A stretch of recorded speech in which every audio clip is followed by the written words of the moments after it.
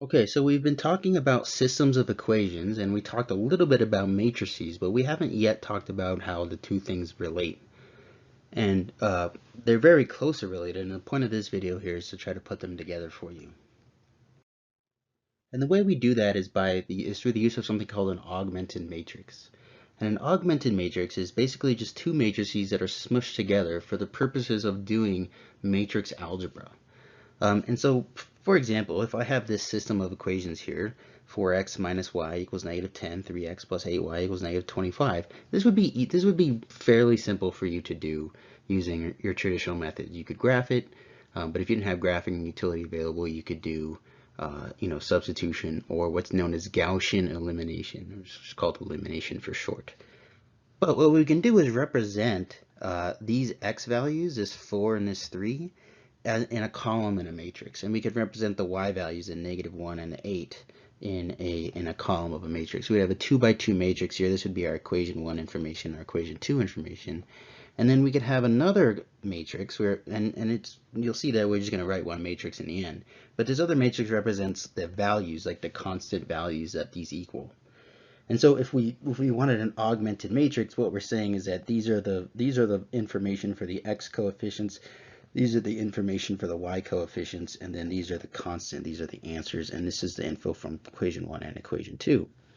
And so what we have, this augmented matrix, we can call it another matrix like matrix C, if we keep in mind what all of these things are like labeled as, like what they represent.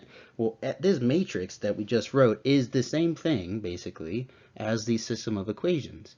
And this might seem like not a big deal. And it's definitely not a big deal. It is a big deal that we can do this because there are standard, what are known as elementary row operations to matrices that we can do that effectively just emulate normal things we would do to a system of equations type problem or numbers in general. But because they're standardized in a matrix form, we can have a calculator do them for us. So wouldn't it be great if I could get this matrix here? So if I had a system of equations and I wrote an augmented matrix and it had something like this instead, 1 0 0 1, and then let's say this was like 3 and this was 4. Well, hey, if this still represents x, this still represents y, and these are still the answers, doesn't this just tell me that 1x plus 0y is 3, or in other words, x is 3? And then doesn't the bottom one just tell me that y is 4, because 0x plus 1y is 4? So if there's some way that I can make this 4 and this 1 look like a 1 and 0, and this 3 and this 8 look like a 0 and 1, that would be so wonderful, because I'd have the answer to it. I'd have the answer to the system right away. And so I'm going to show you how to do that right now on an example. Now this is the same augmented matrix from the previous problem. So we're gonna work through it on this one. And I want to preface this by saying that this is what we're gonna do this by hand. This same procedure that I'm gonna do by hand is what your calculator can do almost instantaneously. And if your teacher ever requires you to solve a system in this way, that's pretty cruel of them. Because it's kind of like, you can solve these using your kind of standard algorithms that you know how to use, like substitution or elimination, in the system of equations form, where you have variables involved and you don't have to worry about weird stuff going on. This is just kind of showing you what's happening in your calculator. And so, like, why would you need to like show that? I think it is important to understand what it's doing, but not necessarily actually doing it. So what we're gonna do is I'm looking at this, and remember that I want to eventually make this thing look. Eventually, I want this thing to look like 1 0 0 1 and then answer answer. Okay, and it doesn't need to be 1 0 0. It could be these rows could be flipped. Okay, which would be fine. We still have the same effect. Effectively, we didn't have an answer for y and an answer for x. It's the same thing. So what it looks like what I think might be a good idea here is if I took row, let's see, if I took row 1, so I'm going to take row 1 and I'm going to multiply it by -8. So -8 times row 1 plus row 2 is going to give me a new second row. Okay, and so that means that what that means is row 1 doesn't change. So I have 4, -1, and -10. And row 2, now we're going to do this stuff to it. So 4 times negative 8 is 4 times, we're going to multiply negative 8? No, we're going to multiply by positive 8. Sorry, I don't know why I said negative 8. 8. So if 4 times 32, sorry, 4 times 8 is 32, plus that original 3 from this original 3, that's going to give me a 35 right here. Then I'm going to take the 8 times the negative 1 and add it to my positive 8 to give me a 0. And then I'm going to take an 8 times the negative 10 to make a negative 80, add that to my negative 25. This is negative 105. And so it's already like this second column here is looking pretty good already, right? Now let's try to make that 35 be a 1. So why don't we just divide row 2? So this next thing we're going to do is divide row 2 by 35. And so that will give us, let's see what that does. So row 1 isn't changing. We're not doing anything to row 1. It's still the same thing it started with.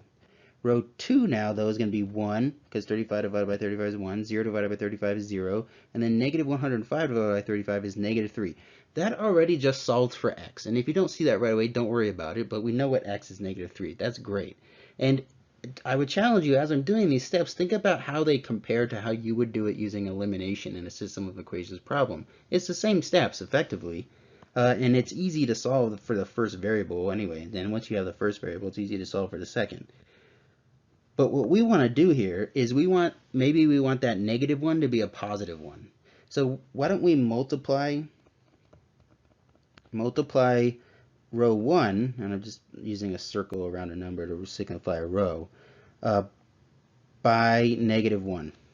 And so what that'll do for us, it'll give us this new matrix where row 2 stays the same. We didn't touch row 2. Row 2 is done for all intents and purposes. Now row 1, if we multiply everything by negative 1, 4 times negative 1 is negative 4, negative 1 times negative 1 is positive 1, and then negative 10 times negative 1 is positive 10. Okay, so this is almost good. We just want that 4 to become a 0 and we'll be fine. So let's go up here and we're going to now say, let's do, it looks like if we add 4 times row 2, so we're going to add 4 times row 2 to row 1, new row 1. That's a new first row. Okay, so then we'll have, so we're going to take 4 times, 1 times 4 is 4, added to the negative 4. Well, first of all, row 2 is the same, right? 1, 0, and negative 3. Now, if we take that 1 multiplied by 4 and add it to the negative 4, that's now a 0. Take 0 multiplied by 4, that's 0 added to 1 is still 1. Negative 3 times 4 is negative 12. Add that to 10, it's negative 2. Now, this doesn't exactly look like what we wanted to start, so why don't we just switch? We just switch 1 and 2. So let's just switch them. This is totally fine. It's like taking a system of equations and writing one of them on top versus the other one. It doesn't matter. And so now we have 1, 0, negative 3, 0, 1, negative 2. Or in other words, this whole thing tells me that x is equal to negative 3 and y is equal to negative 2. And so if I wanted to write that as an ordered pair, which I usually do, negative 3, negative 2, that's the answer. This is a fairly tedious process, but here's why it's so good. So what we did there was we changed the matrix into what's known as reduced row echelon form. And what's cool about reduced row echelon form is that it scales up to any matrix of where it's an augmented matrix that was produced from a system. So if we had something like, for example, a 3-variable system, it would look like this one. A 3-variable system would look like this, right? Where we have x values, y values, and z values. And it's important to understand that these z values, they all have to line up. The y values have to line up. You can't have these all out of place. All the x's, all the y's, all the z's. Those information has to go in the right columns. And then these are the answers. So like whatever. Okay.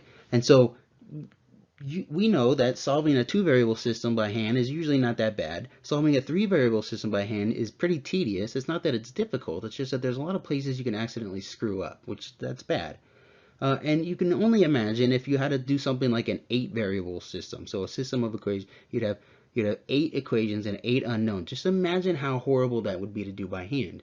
But because this RREF, if we do RREF, because that operation, or that set of operations, finite set of elementary row operations on a matrix, is repeatable, and like a calculator can do it, we can just plug it into a calculator. So that's what I'm going to show you how to do here.